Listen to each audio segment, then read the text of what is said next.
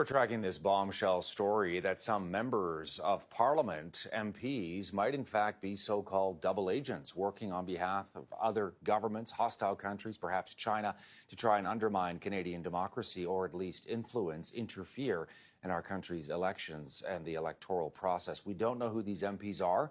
No names have been released by the government. We don't know how many of them there are, what ridings, what parties, etc. But the Deputy Prime Minister was asked about it. Here's some of what Chrystia Freeland had to say. We take foreign interference in Canadian democracy very seriously, as I think do all Canadians. I think we all know how precious our democracy is, how lucky we are to live in a democracy, and that this is a time in the world when democracy is under threat. That's why our government has put in place enhanced tools to fight foreign interference in Canada. That's important, and we've done that. Now, the fact that no names have been released is causing some outrage. Some people say the public has a right to know what's going on here if there are so-called traitors in our midst. Let's bring in Jason Leader, Conservative strategist, president of Enterprise Canada. Wow, Jason, your thoughts? This was a doozy, Todd.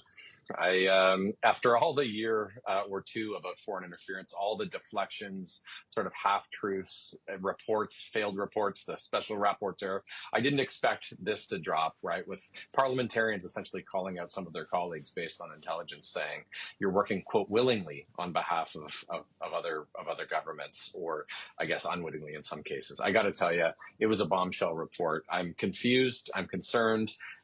This is unprecedented. We don't really know how to investigate this kind of stuff. There's obvious handcuffs on Parliament and on parliamentarians on what they can say and what they can't, but they better get to the bottom of it. Just like, if you remember a couple of years ago, Todd, you and I were talking on this show, and I sort of said, Justin Trudeau's got to get his hands around these foreign interference things, because otherwise people are going to lose confidence in the electoral system. Just like that now, I mean, all of Parliament is under a shroud of, is it you? Is it you? Is it you? We've got to get to a spot where these people are named, adjudicated in some sort of way, and Canadians can decide whether or not their actions are justifiable. Are you surprised that we're at this point, Jason, where we are now wondering whether certain MPs are suspect? I think it's an awful situation, and I take no. There's nothing good that comes out of this, right? This is horrible. The fact that, we don't have any idea. We know that China and India and some other sort of state actors are really activists in this. We know that they've got national security priorities that they're trying to get. There's a couple of cases. The Endangering case, I think, was relatively well, sort of known out there. And when you think about what's happening on here, right? So the Chinese PRC has a preferred candidate. They organize themselves to get out of riding people on buses to go and vote for a particular candidate. Doesn't matter the party, doesn't matter whatever. They prefer a candidate. That should be impossible, or at least if it's done, we should find a way to do it. The Prime Minister in that particular case let him run in 2019 and 2021, despite having, I think, a fair amount of that information. I'm not saying that's the only case, but I'm just saying as a representative sample, it's the kind of thing that just should be verboten, should be impossible, and has to be scrutinized. Sunlight's the best disinfectant here, Todd. We need to know what's going on. Yeah. What about the way the government has handled this, and whether you think it's fair or unfair? The criticism that the Trudeau government has either been A, asleep at the wheel, or B, has tried to kind of downplay this stuff and say, nah, it's all good. We're handling this. The RCMP is looking into it. CIS is looking into it. Let us deal with this.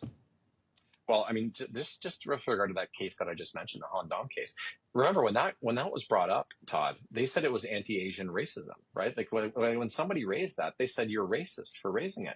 And I think that's one of the things that Mr. Trudeau is going to have to reckon with, is how he handled this over the last 5 or 10 years. And I'm not saying the Liberals are the only party that's done anything wrong. If there's Conservatives or NDP or Green members or Bloc Québécois, like we should know all of this thing so that we can decide whether or not they have nominations next time. Mr. Trudeau, he was pretty happy to put his sort of, either not get briefed, which means, I mean, he didn't demand answers. Let's put it that way. When he was getting, when some of these things were offered to him, or at least should have been offered to him and or his staff. And if he didn't demand answers, I think that's, the prime minister has only so many things, and it's not just handing out passports, right? Like, he has so many responsibilities. It's to keep our country together, keep our country safe, make sure that national security and defense are taken care of, make sure that Canadians can afford sort of to live here, and it's a good life. That's what the prime minister is in charge of, and this is a piece of that. It's a small piece, but it's actually quite significant, and I think he's failed miserably. Tell me how you think this is going to now play out before we go. Here's the thing. There was some criticism of the CSIS leakers who leaked a bunch of the national security information before. The problem is, some of it was haphazard, some of it maybe wasn't true, some of it was disproven, a lot of it was proven to be true. Here's the thing. If they wouldn't have leaked it, I think most people look back now and realize if that wasn't leaked, we probably wouldn't have got the kind of action out of this Trudeau government that we got. I think we're going to see a similar thing here. I think there's going to be a few weeks where people try and figure out what to do. It's not obvious what to do, by the way. It's not a simple solution. I don't mean to pretend that it is. This is actually very difficult. The party leaders, each of them, have decisions to make on if they knew what was, somebody was in their midst. I'd like to think all of them would do something about it. But the prime minister, he has that information. He's been briefed on it for months, and he's got to find a way to make sure that we can deal with this, so that Canadians can have faith both in the electoral system, but also in the people whose names are on the ballot. Jason Leader, Conservative strategist with Enterprise Canada. Thanks, Jason, for this.